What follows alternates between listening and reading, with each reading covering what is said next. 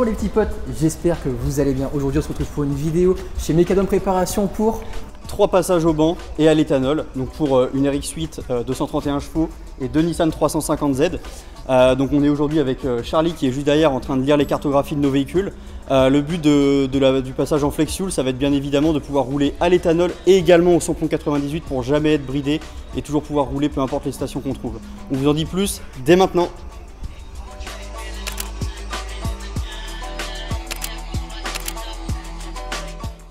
On a les voitures qui sont en train d'être en lecture, donc on est en train de lire les cartographies qui sont sur les voitures, donc déjà pour avoir un premier aperçu de ce qu'on a sur les voitures, on va aller voir Charlie pour avoir plus d'informations. Est-ce que tu peux nous dire ce qui se passe là-dedans? Ce qui se passe là-dedans, ce que j'ai expliqué tout à l'heure, en fait, on est en train de prélever le programme d'origine de la voiture, alors d'origine ou pas, parce que des fois on a des véhicules qui sont déjà reprogrammés comme l'autre 350Z, puis ensuite on va analyser la cartographie. On va la modifier pour que ça puisse tourner à l'éthanol, c'est-à-dire qu'on va corriger toutes les valeurs de richesse et les valeurs d'avance. Et on va les contrôler sur le banc avec ce qu'on appelle un AFR pour avoir quelque chose de très clean. Et ensuite on fait une mesure de puissance. Qu'est-ce que tu en penses, toi, petit pote? J'en pense que ça va être une super journée et puis ça va vraiment nous permettre de connaître et puis de montrer à nos abonnés du coup comment se passe l'éthanol et puis les ficelles du métier, ce qu'on sait, ce qu'on ne sait pas, les avantages, les inconvénients. On saura tout ce soir. Et l'avantage de passer au banc aussi, ça va être de voir si les RX8 sont vraiment 231 chevaux. Et ouais, car nous, on passe des RX8 à l'éthanol. Est-ce que tu penses vraiment qu'elle va faire 230 chevaux? Est-ce que tu y crois? Moi, je pense plus vers les 250. C'est bon. Menteur. Pourquoi vous me regardez comme ça, là? Menteur. Il y a eu un blanc quand t'as dit 250 chevaux. Donc comme on vous a dit, nos 3 véhicules vont passer au banc aujourd'hui pour une cartographie éthanol. L'avantage, c'est que nos 3 véhicules ont des usages différents. On pourra revenir vers vous au fur et à mesure du temps pour vous donner nos ressentis, nos impressions sur la fiabilité, la longévité et la consommation que peuvent avoir nos différents véhicules. La mienne est un véhicule vraiment de tous les jours. Je fais pratiquement 120 km par jour. Celle de Jimmy est plutôt un véhicule de circuit, donc il va vraiment faire des journées drift, des journées grip. Et puis la voiture de Thomas derrière la RX8 est vraiment un véhicule qui est un véhicule loisir, qui va utiliser tous les week-ends pour faire des petites balades, des petits trajets, etc. etc. Donc pour se souvenir, on a la 350Z de Valentin qui est juste ici. La voiture est d'origine, donc il n'y a pas grand chose à redire, à part qu'il y a une petite ligne de chez FBI Motors. Par contre, je ne sais pas si vous avez remarqué les petits potes, mais regardez-moi ça. Ça. C'est bon, te moque pas. Est-ce que tu peux nous dire ce que tu as fait? Tu as fait quoi? Chez Pégase, l'école de pilotage automobile organise des journées où on peut glisser avec sa voiture. Donc j'y suis allé lundi juste là, il y a 3 jours. Et donc j'ai essayé de glisser avec la Z pour la première fois. Et après un bon petit coup de raquette, j'ai fait un petit bisou au pneu dans le rail de sécurité. C'est dommage parce qu'elle était en assez bon état, mais du coup je vais avoir un pare-choc à refaire. Un pare-choc à refaire. Allez, t'es content? Bon, après c'est le risque du métier. Un coffre à débosseler. On fera appel à DSP Pro 44 pour ça. Et toi mon petit pote, est-ce que tu peux me dire un peu plus sur ta RX8? C'est vrai qu'on n'a pas beaucoup parlé à part dans la vidéo, on a été la chercher. Mais maintenant c'est quoi ton avis? Tu as roulé maintenant avec la voiture depuis plus de 6 mois je dirais. T'en penses quoi? En vrai, je suis vraiment super content de la voiture, elle est vraiment super cool. Seul problème par contre, comme sur toutes les RX8, c'est un peu le couple. Et aussi forcément la consommation, dès que tu tapes dedans ça monte direct. Ouais, c'est vraiment... En vrai, je suis vraiment super content de l'avoir acheté par contre. C'est vraiment chercher le couple. Où est le couple? Il est sur la nec quoi. Ouais. Et quand tu commences à appuyer un peu, tu te dis ah putain il est à 6000, 7000 quoi du coup. Voilà. Du coup, c'est ma voiture qui va commencer, qui va passer au banc. On va commencer à la mettre. Pronostic, je sais pas trop quoi dire, je pense que je dirais... Allez. 270, ce serait bien. Allez, on commence. Déjà, c'est hyper limite, hyper short avec le pare-choc.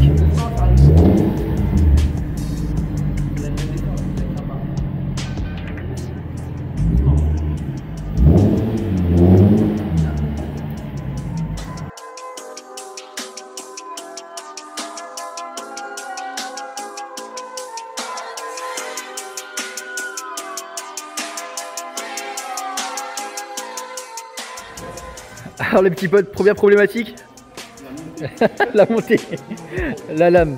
Elle passe pas. Bah, du coup là ce qu'on va faire c'est qu'on va déposer le pare-choc, on va l'enlever, ce sera beaucoup plus rapide.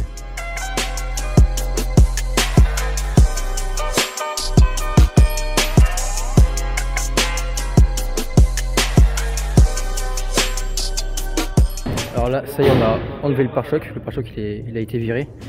Il est là. Allez, go.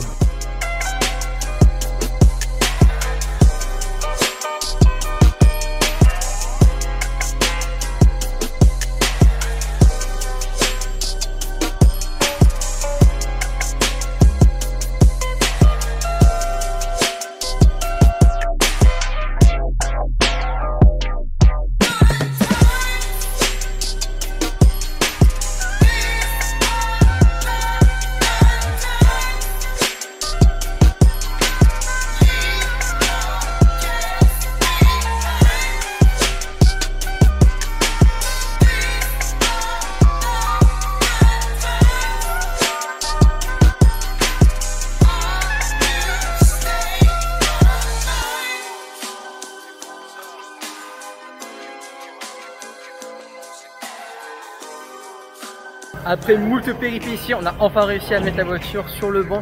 Enfin, franchement, c'était super chaud. C'était super chaud. On a dû mettre pas mal de cale. Ça l'a fait.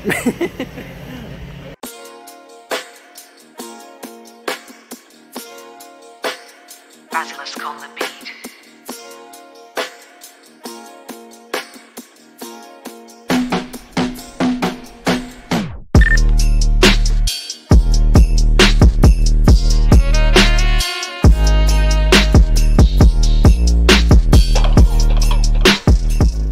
Donc ça y est, on a mis la voiture sur le banc, on a réussi après moult péripéties. On commence à s'enlever la voiture, donc important de bien l'attacher quand on va faire le banc de puissance. On a juste devant un ventilateur, donc celui-ci va nous servir à amener de l'air directement sur le radiateur de la voiture pour éviter de la surchauffe, pour vraiment simuler un aspect route. Et derrière, on va installer cela au niveau des gaz d'échappement pour éviter tous les gaz d'échappement en garage.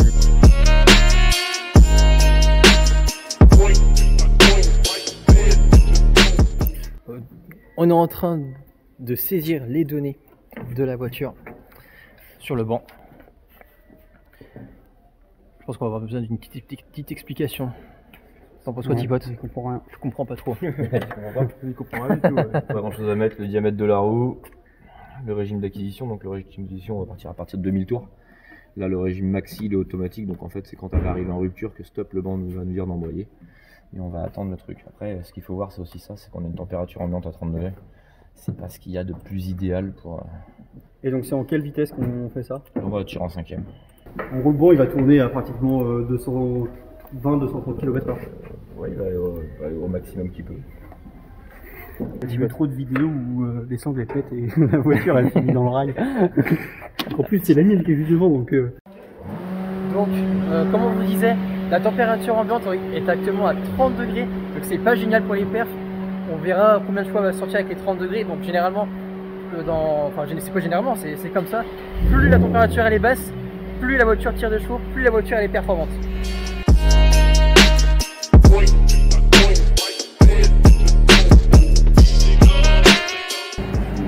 Allez, c'est parti. Là, on fait les tests.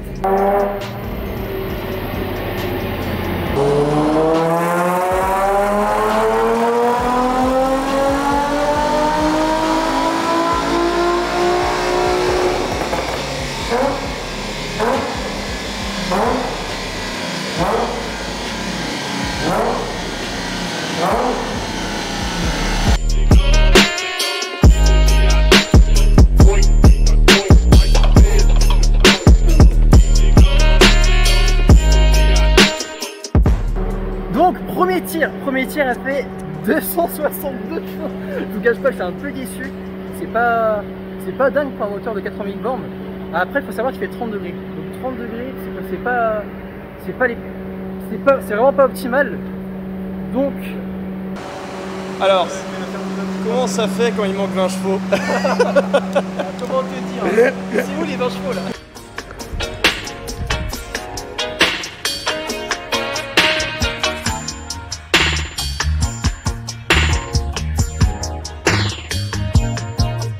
les prochaines étapes?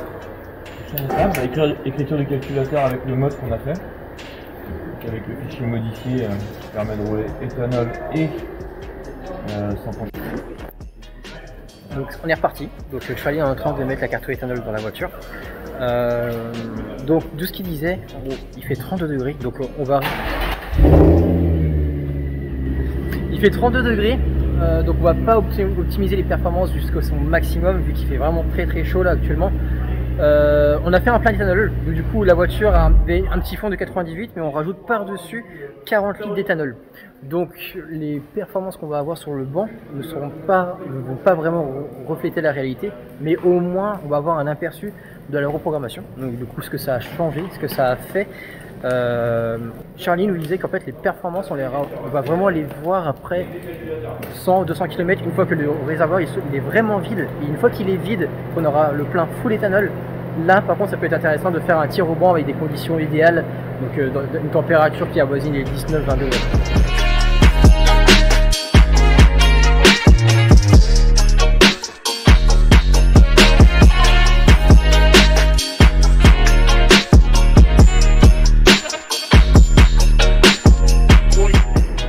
Donc on a actuellement Charlie qui est en train de nous installer des sondes. À quoi ça sert les sondes, Charlie? C'est une sonde, ce qu'on appelle d'AFR en fait, c'est ni plus ni moins qu'une sonde lambda qui va nous permettre de vérifier en fait les valeurs, savoir si la richesse est bonne dans la cartographie. Comme on va tourner avec l'éthanol, on va tourner avec un carburant qui est plus pauvre. Il faut que la richesse soit bonne, sinon il y a une risque de casse moteur. Donc on va contrôler tout avec les instruments. Ok. Donc la sonde se retrouve juste ici. On va mettre directement dans l'échappement, ainsi que l'alimentation sur la batterie. Là on rigole pas, donc là c'est vraiment en train d'écrire dans la voiture. Donc là c'est la carte éthanol qui est en train de se mettre dans la voiture, donc c'est en train d'écrire dans l'écu.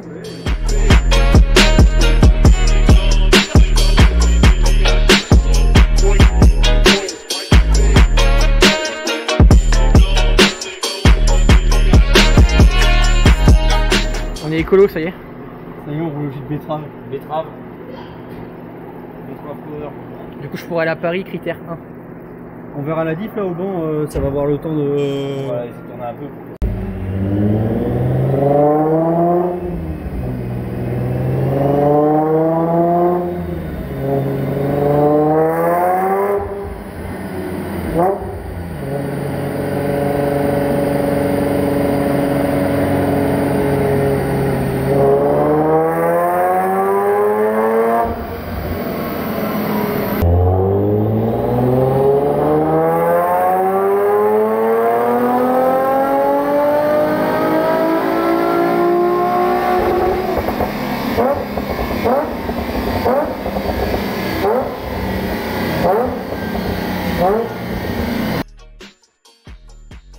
Alors là les petits potes, je suis le plus heureux du monde.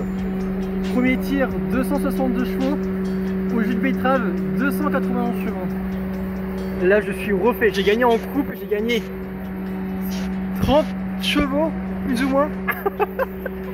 Alors dis-moi Charlie, quel est ton ressenti par rapport à ce qui s'est passé?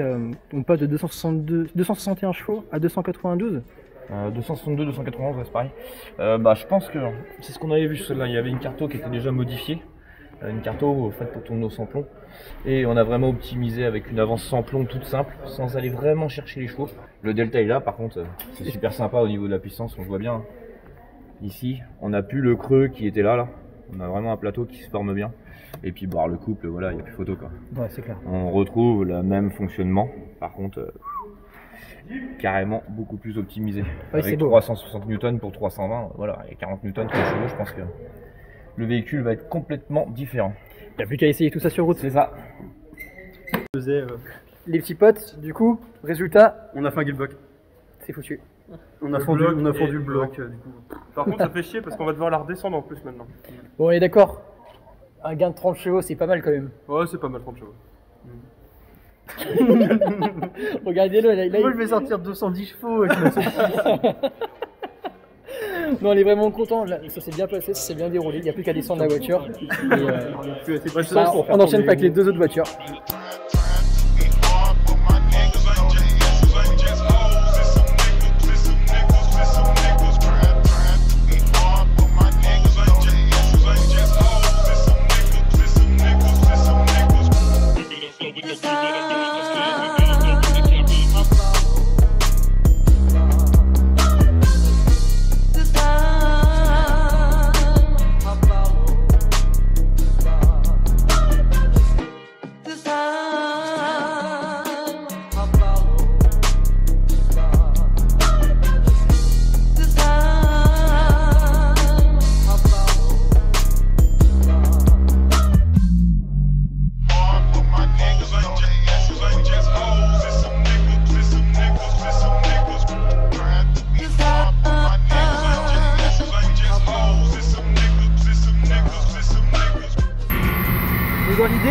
Là, l'idée c'est qu'on va partir à demi-tour jusqu'au rupteur.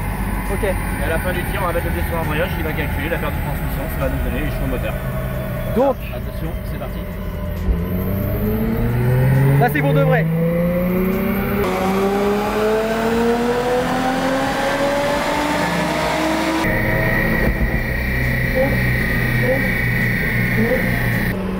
Alors pronostic petit pote. 260, je dis. 210 à la roue, tu vas être à 270 ou 280 quand même, tranquille. Allez. Je vais dire ça à peu près. Par rapport à la période de transmission. Ah, un peu moins encore. 259. 259 chevaux. Eh c'est pas trop mal hein, franchement. Hein. C'est mon temps de 326 carto. Ouais. C'est bien ou pas d'après toi? Avec 200 000. Et avec 200 000. Avec 35 degrés, c'est très bien. Donc on est à 260 chevaux comme la Z. Autant un petit peu. On s'en retombe. 100 cartos. Cartos d'origine. 35 degrés, donc il y a moyen qu'elle gagne ses chevaux. Et pour 200 000 km, c'est beau, hein, c'est beau petit peu. Charlie, on a une question pour toi des abonnés. Ils se demandent à quoi servent les relances moteurs quand on a fini un tir. À garder la pression d'huile un peu plus haute en fait qu'une pression d'huile d'origine. On vient de lui mettre un tir très très haut régime.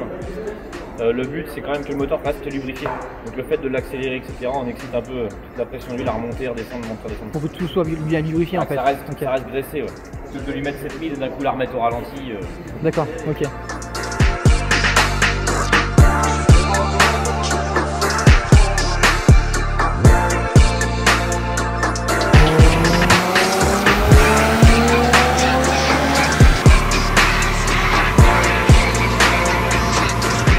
Bon, on a fait un deuxième tir sur la 350Z à Valentin, on en fait un autre. Actuellement, il n'y a pas assez d'essence qui arrive, on roule trop pauvre, du coup on a remis un peu plus d'essence qui vient par les injecteurs. Là on refait un tir pour voir.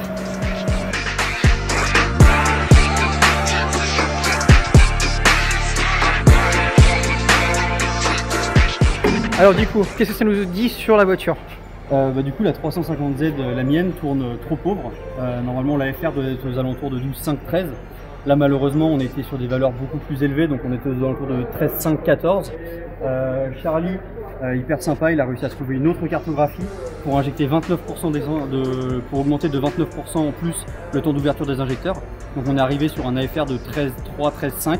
C'est mieux mais c'est pas encore bien. Et le fait de tourner trop pauvre, on peut fondre un cylindre, pas assez d'essence injectée. Est-ce que tu arriverais à nous expliquer un peu l'AFR? Bah, c'est le mélange d'air-essence. Et donc quand il est aux alentours de 13,5, c'est-à-dire qu'on n'injecte pas suffisamment d'essence dans les cylindres. Donc ça génère du cliquetis, beaucoup trop de chaleur dans le moteur et on peut fondre un cylindre ou un piston. Donc là je vais devoir changer ma pompe à essence et revenir une fois qu'elle sera changée pour qu'on refasse un test. Et voilà. Donc c'est déjà pas trop mal, elle a sorti 275 chevaux avec 30 degrés donc, dans l'entrepôt, donc au final elle est aux alentours de 280 si on est sur des conditions de roulage normales. Donc c'est quand même pas mal pour un véhicule qui a 200 000 km et qui est entièrement d'origine, sachant que les Z sortent généralement pas leurs chevaux. Mais donc voilà, petit truc à régler et ça ira mieux. Bon, au moins déjà on sait que pour une Z qui a 200 000 km on est quand même sur un beau score. Ouais putain ouais mais la pression là. J'allais me boire une bière moi après. Tu m'étonnes. Alors mon petit pote, qu'est-ce que t'en penses là? Là c'est bientôt à toi. Là, je peux être à mode passé, on va voir si les 231 passent vraiment au vent. Ce qui m'étonnerait fortement. T'as peur? Non, pas trop. J'ai juste peur de partir avec un rebuild à faire. Non, en vrai, je pense que ça va bien se passer. Getting out of the life.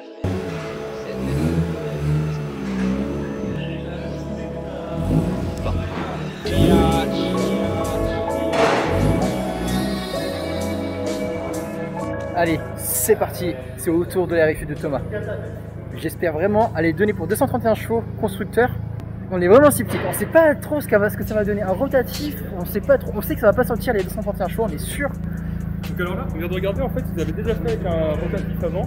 Et sur le 231, il y avait 205 chevaux qui sortaient. Moi, 205 moi j'avais parié sur entre 200 et 210.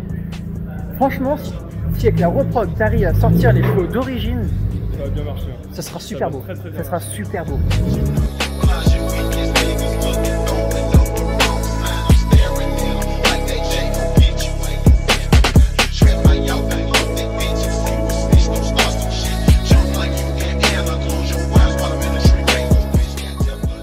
Eh Thomas, moi j'ai une question. À ton avis, combien de rotors vont exploser?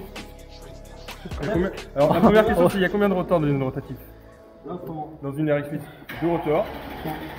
Bon allez, on mise à 50%, peut-être un qui va péter. 1 sur 2 c'est bien. 1 sur 2 c'est pas mal. Bon.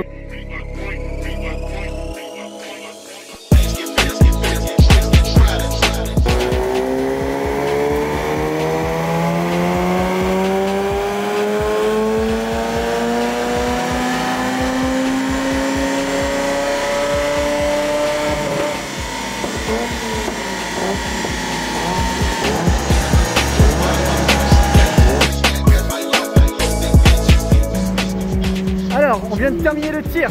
Qu'est-ce que ça donne? Qu'est-ce que ça donne?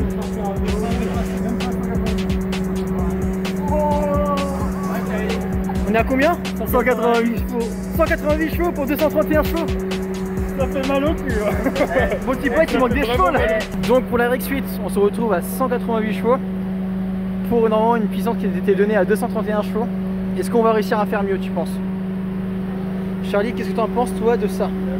De ça, je dis bien de ça. Déjà vu, donc pas inquiet. Maintenant, on va voir ce que ça donne après. Ouais, on va voir. Je mets pas de pronostic.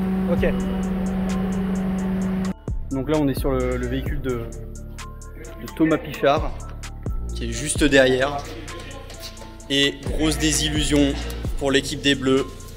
Elle est d'origine. Elle a combien de kilomètres? 60 000. 60 000 km et elle sort 188 chevaux alors qu'elle est censée en sortir 231. Ça fait mal et je pense pas qu'on va réussir à les récupérer.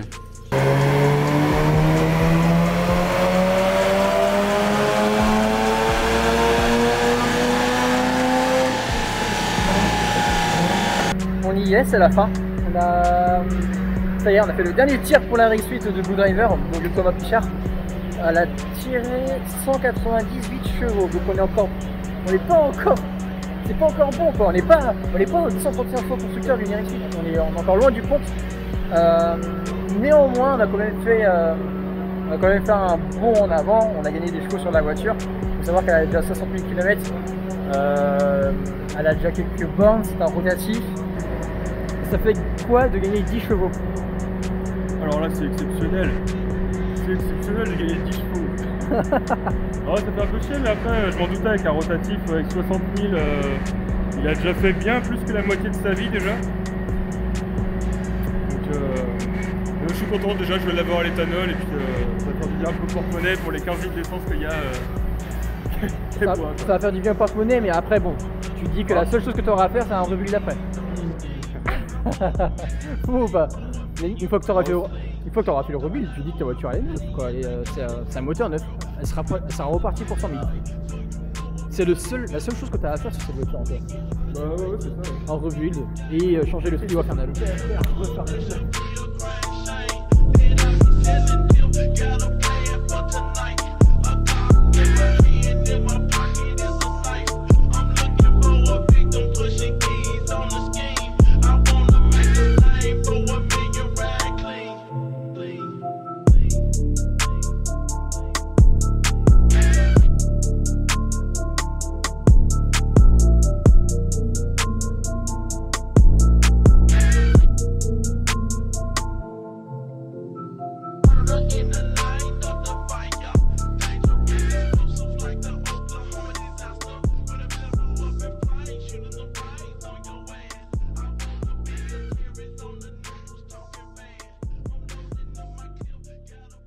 Donc Charlie, en tout cas, merci beaucoup à toi pour ton professionnalisme, pour tes connaissances, ta technique, pour tout ce que tu as fait au cours de la journée. Quand ça marchait pas, tu as essayé de te dépasser, de demander à des amis des conseils et puis des nouvelles cartographies pour pouvoir toujours avoir plus de fiabilité et de performance. Qu'est-ce que tu as pensé de cette journée? Bah écoute, pas mauvaise, une très bonne journée même je dirais. Bon, on n'a pas tous les résultats qu'on voulait, clairement. Ce que je dis depuis tout à l'heure et on en a parlé, c'est l'autre 1h30 pour la mettre sur le banc, on a bien galéré. Par contre, bon, les résultats sont au rendez-vous, on a quand même un peu plus de 290 chevaux. Toi, bon, bah c'est fiable, mais on sait qu'il faut que tu mettes une pompe à essence. Mais on la repassera sur le banc par contre, pour qu'on finisse vraiment et optimiser les performances. Puis bon, bah là, On a un rotor qui a 60 000 bornes, donc pas de miracle, hein, clairement. C'est fiable, mais bon, voilà, je pense qu'il y a un rebuild à prévoir. Bon les gars, en attendant, une très bonne journée, merci à vous. C'est nous qui te remercions. Et surtout, on est surtout pressé de te voir sur AutoNation. N'oubliez pas, sur AutoNation, il aura son stand, il sera là. Il sera là pour vous donner tous les conseils, toutes les questions que vous aurez. Ce sera le moment de lui demander. Voilà. Et toi Valentin, alors? C'est Sésame? C'est le sésame, ça y est. Je reviendrai, on essaiera de recomparer par rapport à ses valeurs actuelles. Là, elle sort 275 chevaux, d'après ce que j'ai vu. Et donc sous 35 degrés dans l'atelier. Hein. Mais avec une nouvelle comparaison et des nouvelles bougies, je pense qu'on devrait. Ça devrait. Battre Jim, je serai devant toi. Tu vas voir.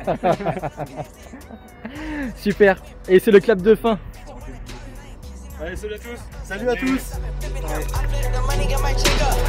I'm flexing up, but I'm the wrestler.